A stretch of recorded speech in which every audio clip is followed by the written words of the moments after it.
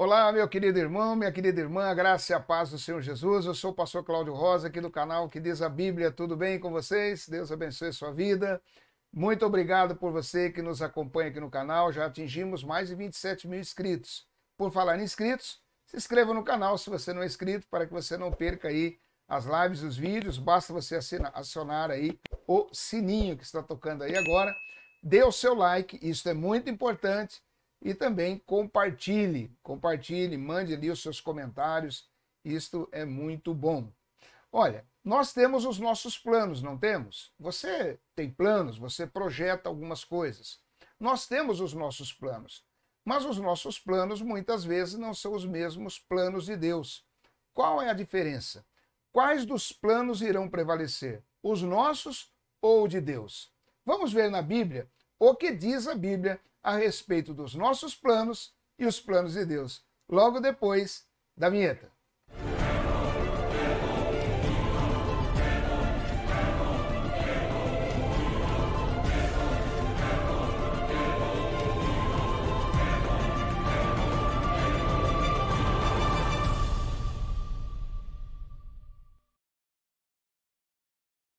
Muito bem, estamos de volta. Que bom que você continua conosco. Olha, os nossos planos e os planos de Deus. Como nós falamos, quais são os planos que vão prevalecer aqui? Será que o meu plano prevalece sobre aquilo que Deus tem planejado sobre a minha vida? Ou será que são os planos de Deus que vão prevalecer sobre as nossas vidas? Bem, a Bíblia, ela traz alguns exemplos a respeito. E um deles que nós queremos falar hoje é sobre a família patriarcal de Isaac, lá no seu capítulo de número 27 de Gênesis. Gênesis, capítulo 27, a partir do versículo 1. Nós vamos ler ali e vamos ver quais eram os planos de Isaac. Isaac tinha um plano. Gênesis, capítulo 27, versículo 1 diz assim: E aconteceu que, como Isaac envelheceu e os seus olhos se escureceram, de maneira que não podia ver, chamou a Esaú, seu filho mais velho, e disse-lhe: Meu filho. E ele lhe disse: Eis-me aqui. E ele disse: Eis que já agora estou velho e não sei o dia da minha morte. Agora, pois, toma tuas armas, a tua aljava e o teu arco e sai ao campo e apanha para mim alguma caça e faze-me um guisado saboroso, como eu gosto, e traze-mo para que eu coma, para que a minha alma te abençoe antes que morra. Bem, aqui nós vemos quais eram os planos, ou principalmente o plano de Isaac, sobre a vida de Esaú. Ele tinha um plano. Ele tinha na sua família, o projeto dele era abençoar Esaú, o seu primogênito, estar ali fazendo esse ato de abençoar a Esaú. Ele projetou isso, ele diz: olha, eu já estou velho e vou pedir a que você vá caçar e que você faça esse guisado para que eu possa lhe abençoar. Você já deve ter lido essa história, você sabe que depois Rebeca, como diz o versículo, a partir do versículo 5 agora, Rebeca ela escutou o que Isaac falava com Esaú e ela apronta toda aquela trama, né, para que Isaac fosse enganado. E aconteceu o que aconteceu. É uma história traumática, uma história com picos de emoções altos, mas nós vemos lá no capítulo 25 que Deus também já tinha um plano. Quando nós voltamos ali para o capítulo de número 25, versículo de número 22, perdão, Gênesis 25, deixa eu achar aqui, 25, e no seu versículo de número 22, nós temos aqui quais eram, ou qual era o plano de Deus em relação a esta questão. O versículo 22 diz assim: E os filhos lutavam dentro dela. Então disse: Se assim é, porque sou eu assim? E foi perguntar ao Senhor. Ela foi buscar nos oráculos do Senhor a resposta. E o Senhor lhe disse: 2 nações há no teu ventre, e 2 povos se dividirão das tuas entranhas. Um povo será mais forte do que o outro povo, e o maior servirá ao menor. Este era o plano de Deus. O plano de Isaac era que Esaú viesse a dominar, que Esaú fosse abençoado, que ele recebesse as bênçãos que ele tinha para dar. Mas o plano de Deus era completamente ao contrário.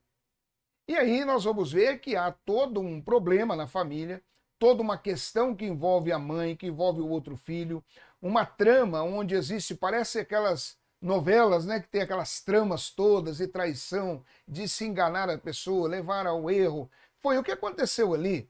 Rebeca leva Isaac ao erro, a pensar que o menino mais novo seria aquele que seria Esaú, porque ela coloca lá os pelos colados sobre o seu corpo para que o pai, que já não enxergava bem, pudesse acreditar, e ele fica extremamente aborrecido com isso. Nós vamos ver, voltando ali para o capítulo de número 27, vamos voltar para o capítulo 27, nós vemos o que acontece agora.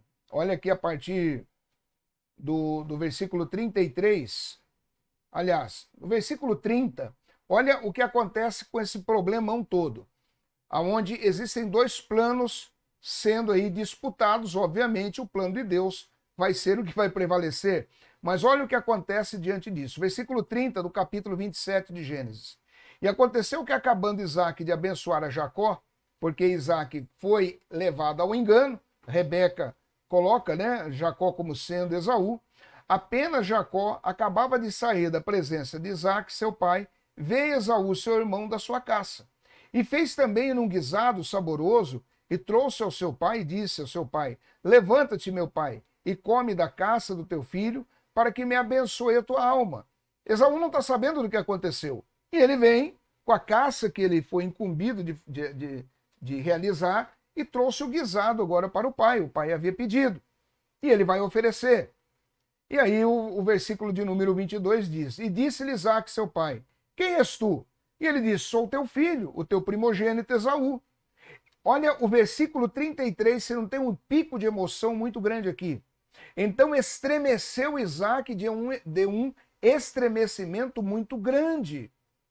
E disse: quem, pois, é aquele que apanhou a caça e matou-se? E comi de tudo antes que tu viesses, e abençoei-o, e ele será bendito. Olha que situação aqui acontecendo.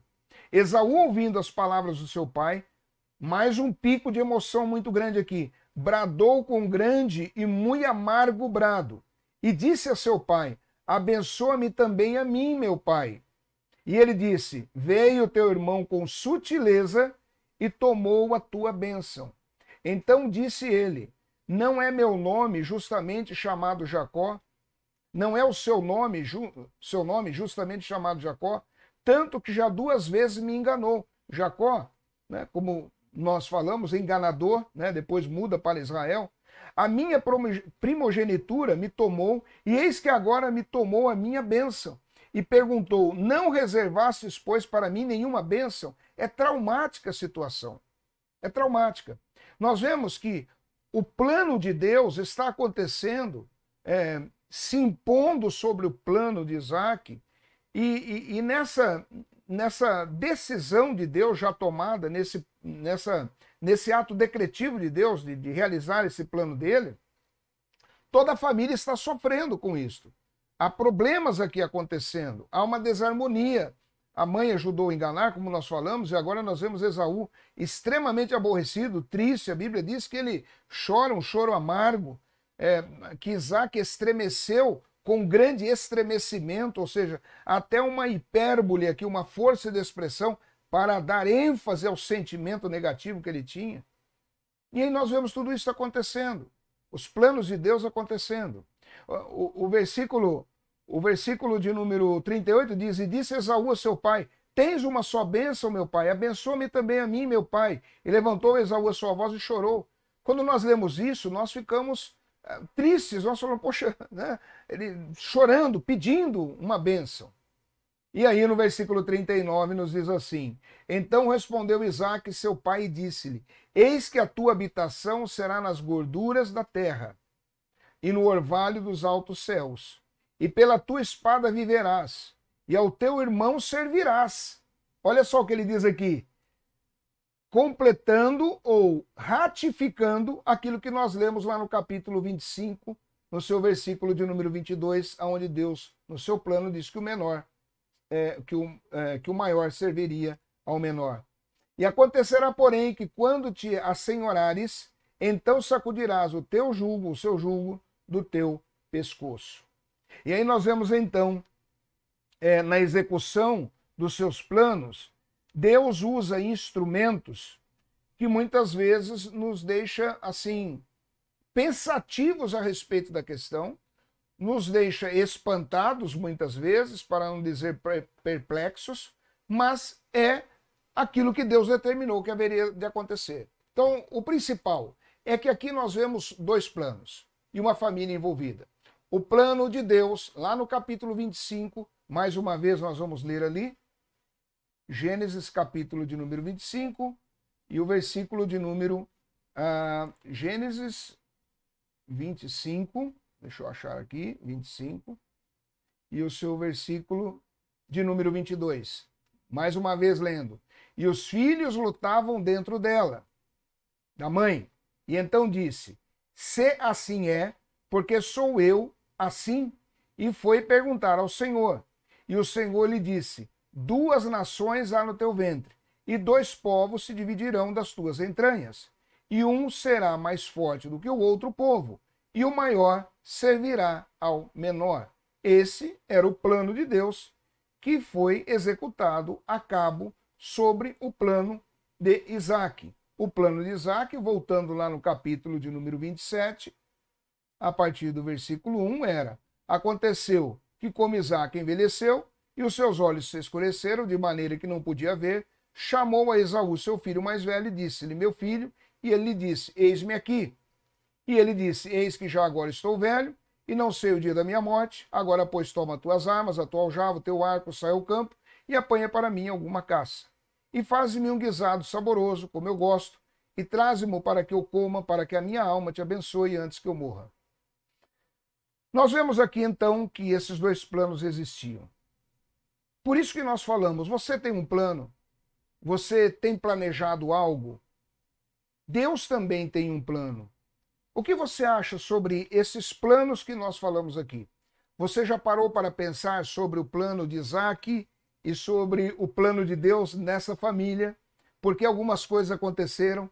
Você pode dar a sua opinião, é muito importante. Coloque aí o seu comentário dizendo, olha, eu não havia observado isto, ou eu entendo que sempre os planos de Deus vão prevalecer, ou Deus, ele permite que os nossos planos venham a cabo e que depois nós possamos rever, ou então vamos lá ter alguns problemas e, como diz popularmente, quebrarmos a cara, alguma coisa assim, ou os planos de Deus vão prevalecer e nós não vamos conseguir realizar os nossos planos.